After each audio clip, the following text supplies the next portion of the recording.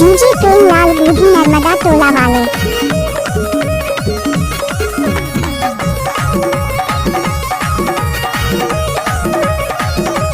ले ले बने हैं टमाटर।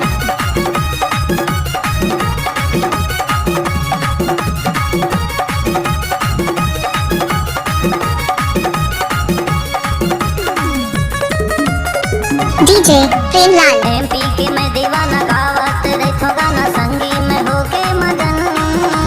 नाम हवे लक्ष्मीदास कैथे मैं अरु बाबू संगी ये मोला सब मन। एमपी के मैं दीवाना गावत रखो गाना संगी में होके मगन।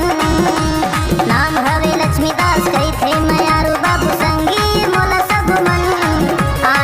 क्या नाम है आपका? डीजे प्रेमलाल बूढ़ी नर्मदा टोला वाले।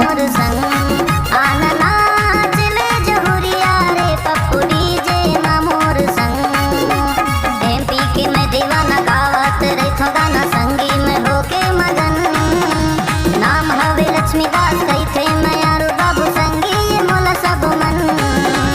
एमपी के मैं दीवाना गावत रखो गाना संगी में होके मगन। नाम हवे लक्ष्मीदास कैथे मैं अरु बाबू संगी ये मोला सब मन। आना नाच ले नगरी। क्या नाम है आपका? डीजे प्रेमलाल। आना नाच ले नगरिया रे पप्पू डीजे मामोर संग। प्रेमलाल भाई साहब लेकर आ रहे हैं नया गाना।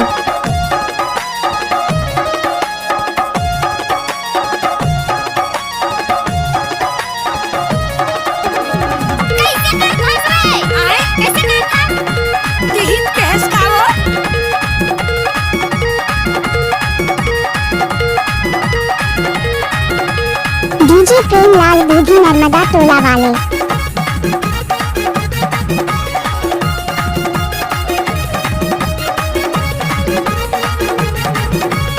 इलाका किसी का भी हो धमाका तो प्रेमलाल भाई का ही होगा।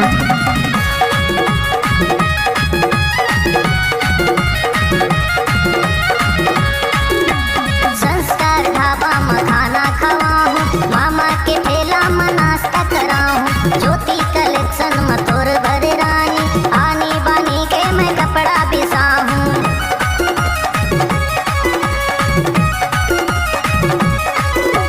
संस्कार ढाबा में खाना खवाऊं। मामा के ठेला में नाश्ता कराऊं। ज्योति कलेक्शन में तोर भरे रानी। आनी बानी के मैं कपड़ा बिसाऊं। चल तो इलाका किसी का भी हो धमाका तो प्रेमलाल भाई का ही होगा।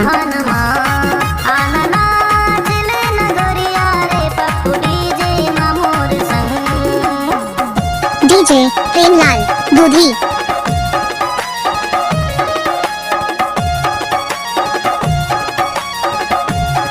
प्रेमलाल भाई साहब लेकर आ रहे हैं नया गाना।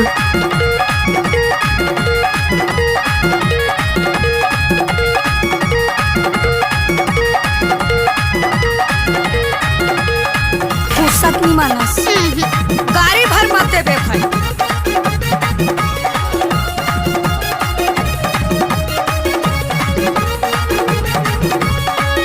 डीजे प्रेमलाल बूढ़ी नर्मदा टोला वाले।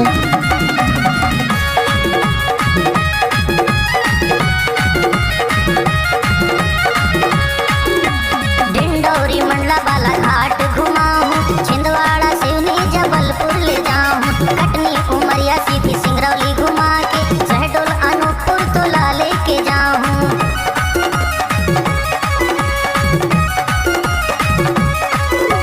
डिंडोरी मंडला बाला घाट घुमाऊं। छिंदवाड़ा सिवनी जबलपुर ले जाऊं।